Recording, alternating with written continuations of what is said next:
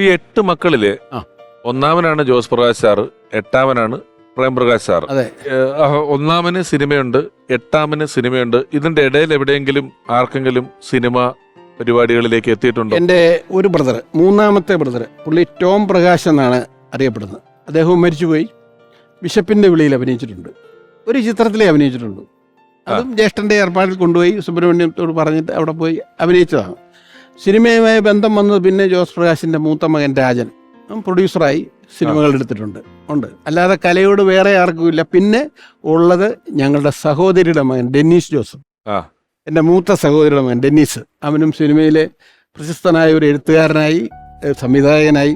പിന്നെ കലയോട് ബന്ധമുണ്ടോയെന്ന് ചോദിച്ചാൽ എന്നെ സംബന്ധിച്ച് പറയുമ്പോൾ എൻ്റെ മക്കൾ 2 പേരും ഈ ഫീൽഡിലുണ്ട്. അറിയാം, ബോബി, സഞ്ജയ്, അവർ തിരക്കഥാകൃത്തുക്കളാണ്. പിന്നെ എൻ്റെ മോളുണ്ട്, ആ മോള് ഒരു സിനിമയിൽ പാടിയിട്ടുണ്ട്. അങ്ങനെ കലയോട് ഞങ്ങൾക്കൊക്കെ ഒരു താല്പര്യമുള്ള കുടുംബം തന്നെയാണ്.